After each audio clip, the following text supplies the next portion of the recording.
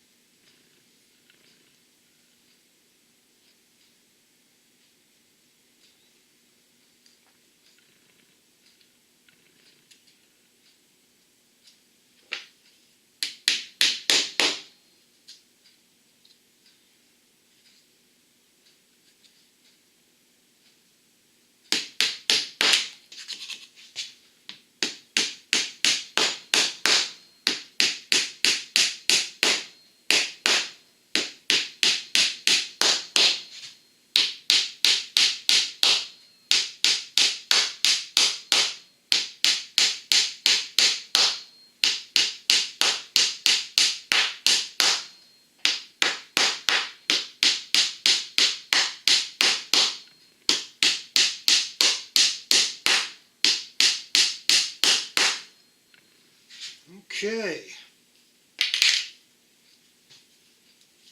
and of course clean up as best we can. Now after you do this, the jig is going to have half-dried glue all over it, so it's going to be critical to go in there and clean that filthy, or not filthiness, but to clean all of that mess up so you don't have to deal with it with a chisel after it becomes hard. Okay, men, you get the idea. Now we're going to do the rest of this off camera, but the whole idea is to be quick on your feet, like those little gals when I was young. Go to the beer joint, and the little girls that, and God love them, the little girls that were a little bit heavy and nobody wanted to dance with them. You know, when the line dance would come on, every one of the hefty gals would get out there on the dance floor, and they looked like gazelles out there just floating across the floor. It was amazing watching some of these girls. They could dance. Oh man, they could dance, and they looked so light on their feet. It was just amazing. I don't know why I thought about that, but anyway, there we have it, onward and upward.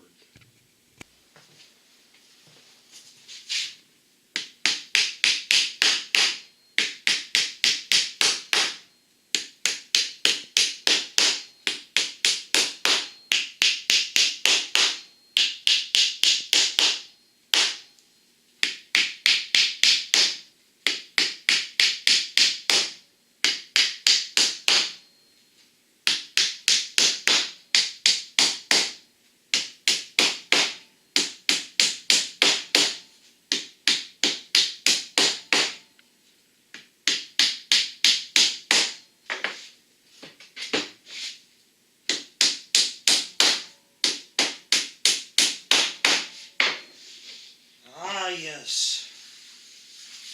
So very satisfying when you're prepared. Makes building a pleasure. When everything is ready to go, you're not worried about glue kicking off and all that kind of malarkey. Alright, let's get that baby up out of the jig.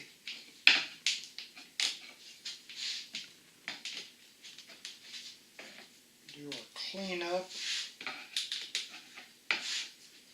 And of course reset all of those nails.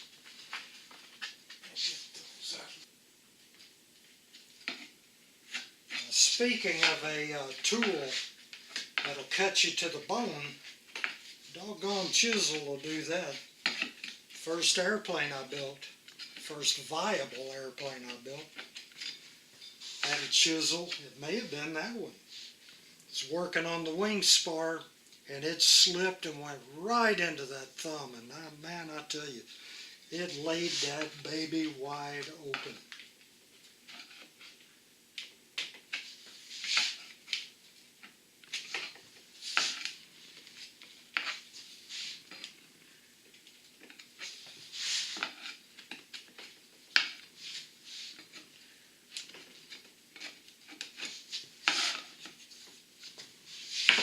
Okay, we'll get that cleaned up.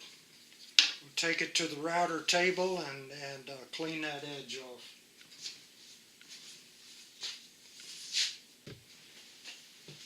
Now we'll go along here and reset those nails.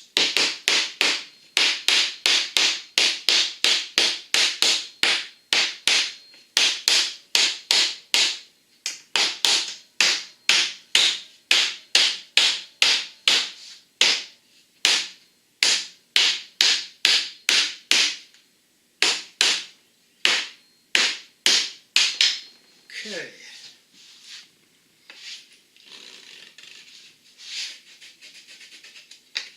Try to get most of that glue out.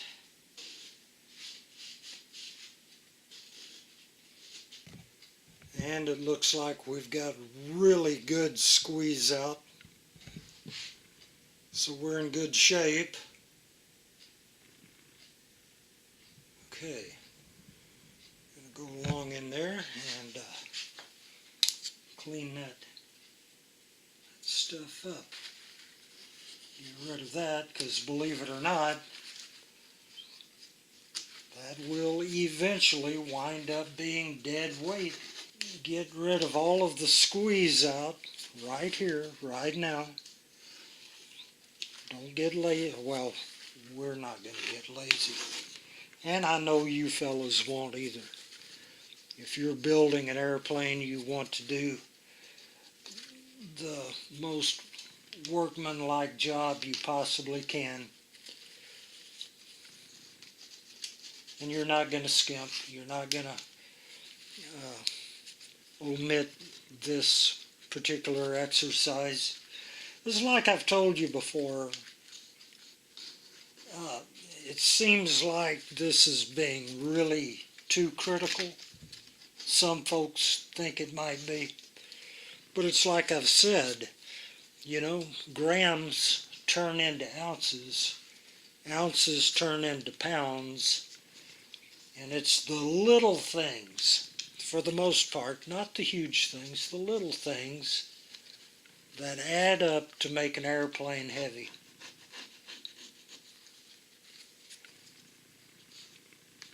So we'll do this off camera. Get all that mess out of there. Okay, at this point we've got all of the glue scraped up, and now we're simply going to go along and put in our gussets on this side. Go ahead and temporarily tack it into place. And once that's accomplished, come along and glue it all together. Once that's accomplished, then we will fit up our compression struts and our little spacers and glue those in.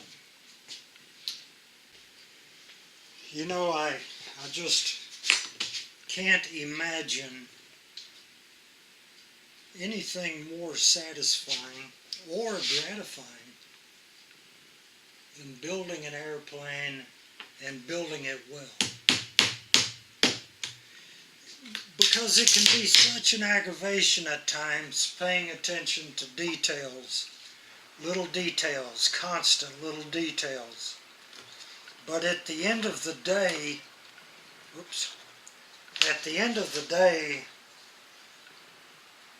you go into the house tired but satisfied, happy with knowing that you've done your best, and that tomorrow you're going to get up and you're going to go out there and you're going to make a conscious effort to do your best again.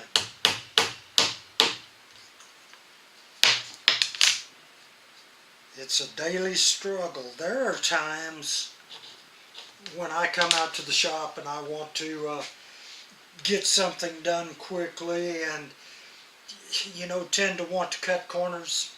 It's times like those that I've got to say, son, it's time to slow down, pay attention to what you're doing, remember why you're doing it, and then it all comes back into perspective. This is extremely good therapy.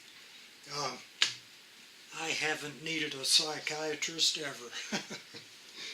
And I owe it all to building airplanes, believe it or not, fellas.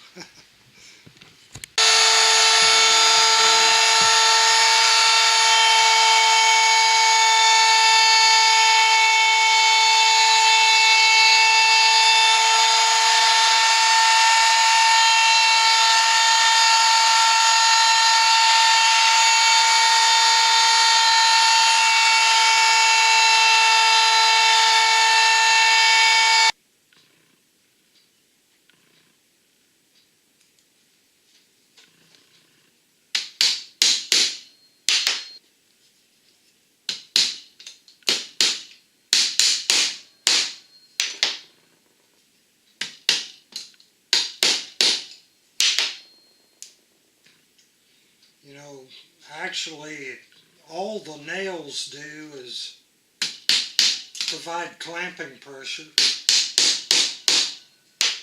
Once the glue is dry, the nails aren't doing anything other than adding weight. However, I do remember seeing some wings that were built, oh my goodness, back in the early 40s or so. Don't hold me to that. Back when they were still using what they called casein glue or hide glue. That stuff didn't have a preservative in it, and the only thing holding those gussets on were the nails. Airplane was still flying too, boys, when we took it apart.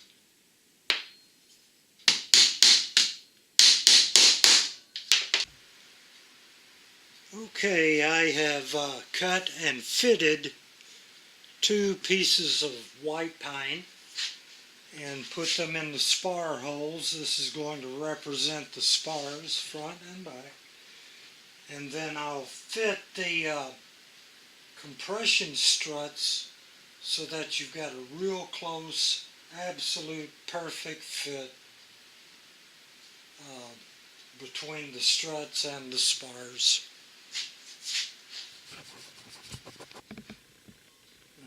It's a pretty tight grain right there.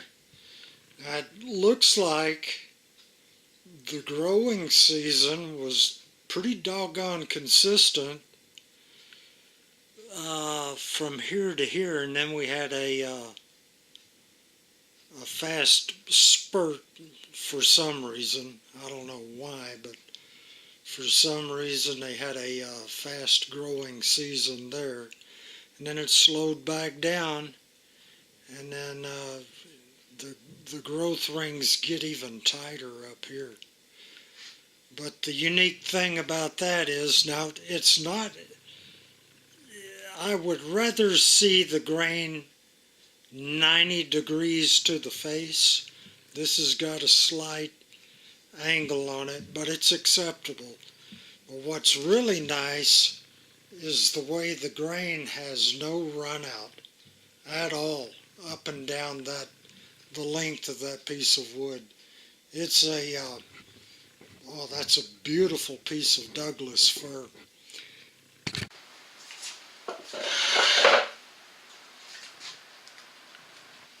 This is T88 epoxy.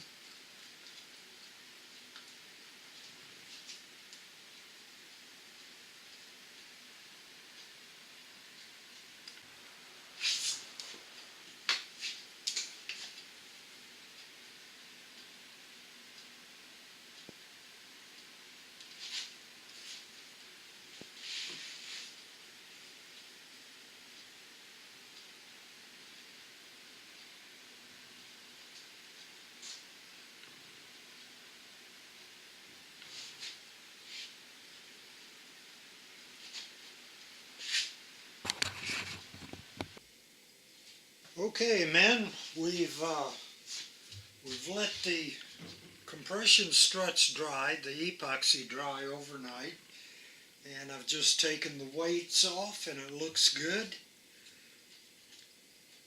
The first thing we're going to do is go in here with sandpaper and knock the edges down to avoid splintering.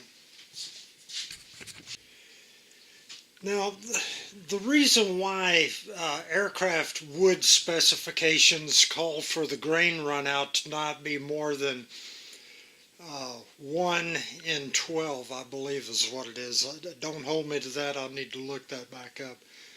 Is because, look, if that grain is, let's see, where's my pens? If that grain is coming along, let's say from up here, and let's say it goes right off the edge, right there. Okay, you've got runout going along like that. Now what's going to happen? Where is the first thing that piece of wood is going to split when it's bending? Let's say when the top is under tension and the bottom is under compression. Well, it's going to split right there where the grain runs out.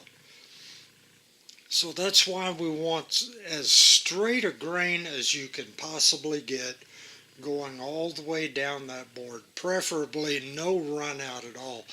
But there again, it's almost impossible to get wood like that. I'm not saying that you can't, but boy, it's hard to do. So we're going to go right along. Now this run out, there is no run out in these pieces at all that I can tell. That is some beautiful, absolutely gorgeous wood. So I'm going to go in there and just break the edges, clean it up a little bit, make it look good. and help it to avoid any propensity, even though there's no run out, still that's a vulnerable area for splintering to occur, especially with Douglas fir. Douglas fir, boy, it likes to splinter. You can blink at it and it'll go splintering.